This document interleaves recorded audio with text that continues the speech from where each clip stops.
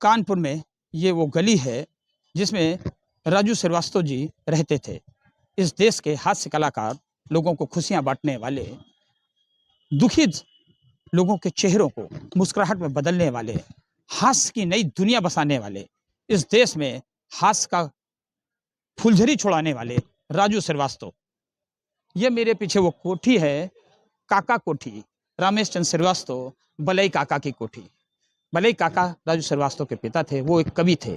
माना जाता है कि अपने पिता की कविता सुन सुन करके ही राजू श्रीवास्तव के मन में एक भाव जगा। उसके बाद अमिताभ बच्चन जी की एंट्री होती है। अमिताभ बच्चन को अपना आइडियल मानने वाले राजू श्रीवास्तव अमिताभ बच्चन की मिमिक्री करते करते हास्य कलाकार हो गए। कई बार कई मौक़ों पर राजू श्रीवास्तव ने इसका जिक्र भी किया कि मैं अमिताभ बच्चन का ही मिमिक्री करके हास्य कलाकार बना हूँ। यहाँ तक कि एक बार उन्होंने जिक्र किया था कि मेरी मम्मी ने मुझे एक बार अमिताभ बच्चन की फिल्म देखते हुए पकड़ा था और कहा था कि तुम घर चलो, तुमको अमिताभ बच्चन कोई खाना नहीं देंगे।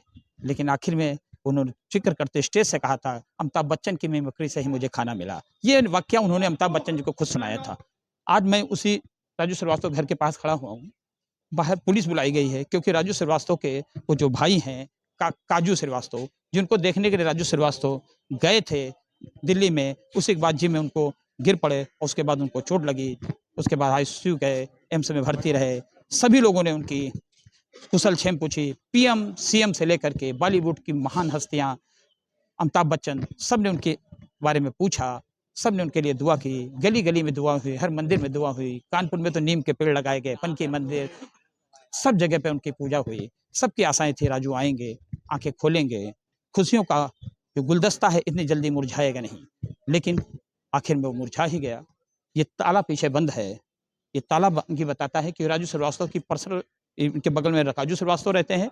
इस वाली कोठी को राजू श्रीवास्तव ने पिता के नाम पे बनवाया था। इसमें ताला लग गया है। ये ताला शायद अब उन खुशियों पे लग गया है जो राजू श्रीवास्तव लोगों को बांटते थे, इस देश में लुटाते थे। स्टेज पे जब पहुंचते ही कितना भी गमगीन आदमी होता था, राजू को देखते ही उसके चेहरे में खुशी आ जाती थी। अब वो शायद खुशी दोबारा ही लौटेगी। हास्य कलाकार बहुत से होंगे, हैं भी, लेकिन राजू जैसा हास्य कलाकार अब लोगों को दोबारा नहीं मिलेगा। ये लोगों को एहसास करना मुश्किल है। मेरे मोहल्ले में उनके कुछ साथी लोग खड़े हैं, इनसे पूछते हैं क्या राजू भैया की आज सूचना आई है, क्या कहना आपको, क्या नाम है? बहुत दुखद सूचना आई है और वो तो हम लोग के बचपन के साथी हैं और जैसे ही सुना है वैसे ही हम लोग इनके घर की तरफ भागे। यहाँ पूरी जांच करी तो पता चला कि ये बात सच है। मगर बहुत अच्छे इंसान थे और लोगों को हंसाना, लोगों को सभी चीज़ें करना, सभी की मदद करना, ये उनकी एक खासियत थी।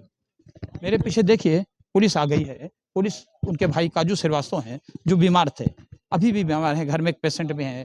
दरअसल काजू की जो मिसेज हैं वो भी प्रेग्नेंट हैं, तो उनके लिए भी लोगों को लगता है सही बात है। वो खुद गम से इतने परिपूर्ण हैं, भरे हुए हैं, उनके पास शब्द नहीं है। ऐसे में लोग आते हैं, मीडिया की जमावड़ा है, तो जाहिर सी बात है दुख होगा ही। पुलिस लगी है, पुलिस का कहना थोड़ा हट जाइए, बिल्कुल सही बात है। पुलिस की अपनी ड्यूटी है, मीडिया की अपनी जो ड्यूटी है, फिर भी मोहल्ले के लोग पूरी तरह गमगीन है। अब आप आपको पीछे दिखाते हैं, मेरे कैमरामैन दिखाएंगे किस तरह से भीड़ लगी हुई है चारों तरफ। देखिए हर तरफ जमावड़ा लगा हुआ है पूरी तरफ से। आइए उधर देखते हैं कुछ लोग जो राजू के पड़ोस से हैं, सब लोग बैठे हुए हैं, उनसे भी बात कर लेते हैं।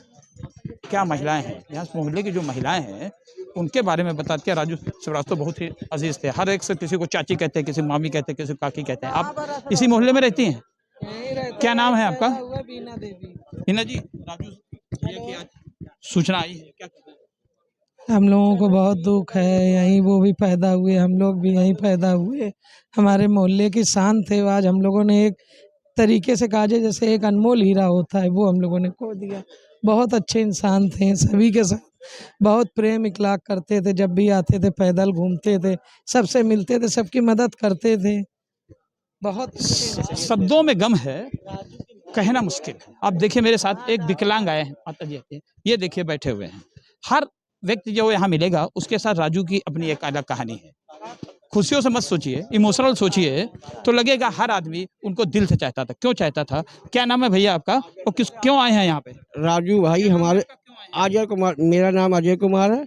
राजू भाई हमारे क्षेत्र की बहुत अच्छे इंसान थे और उनकी मौत की खबर सुन के हम लोगों को बहुत दुख भया है। हम ईश्वर से प्रार्थना करते हैं कि भगवान उस दिवंगत आत्मा की शांति प्रदान करे। कभी आप राजू भैया से मिले थे तो कैसे बात करते थे? अब राजू भाई हमेशा हमेशा मिलते थे। त्योहार में जब कभी वो यहाँ आते थे तो हम लोगों के साथ एकदम बैठ के मिलते थे। कोई सुरक्षा व्यवस्था उनके साथ नहीं रहती थी। हम लोग उनके साथ एकदम बराबर से बराबर मिलते थे और हम लोगों की दुख दर्द सुनते थे वो। ये विकलांग गाड़ी देखिए, इस विकलांग गाड़ी से ही आए हैं कुमार जी। महसूस करिए, ये पैर से अपंग हैं, इनको कहीं भी निकलना होगा तो शायद इस गाड़ी की सहारा जरूरत पड़ती है। बड़ी मुश्किल होती होगी गाड़ी चलाने में, लेकिन राजू की जो कहा मौत सुन करके इनके पास शब्द नहीं था, गम नहीं था। ये कुछ गम व्यक्त करना चाहते थे। राजू को शायद नहीं देख पाएंगे आप कभी, तो उनका घर ही देखने चले आए। ये होती है, कहते हैं ना, हर आदमी को एक दिन जाना है, दुनिया से जाना है। सब जाएंगे, हम भी जाएंगे, सारे लोग जाएंगे, लेकिन उसके जाने के बाद ही पता चलता है कि लोग उसे कितना प्यार करते हैं। ये प्यार इमोशनल, प्रेम, स्नेह से भरा होता है। राजू श्रीवास्तव ने शायद यही कमाया था। खुशी तो बांटी थी, लेकिन खुशी के साथ साथ वो एक अच्छे इंसान भी थे, इमोशनल इंसान थे। कानपुर में हजारों लोगों की उन्होंने ऐसी सहायता की जो शायद पड़ोसी को भी नहीं पता होगा कि उसकी हेल्प किसने की। राजू अब इस दुनिया में नहीं है। ये गली हमेशा उनकी याद में खोई रहेगी, लेकिन इसके साथ साथ वो भी खोए रहेंगे। वो भी याद करेंगे जो राजू से हमेशा खुशियों का खजाना ही लूटते थे। रंजय सिंह, यूपी तक, कानपुर।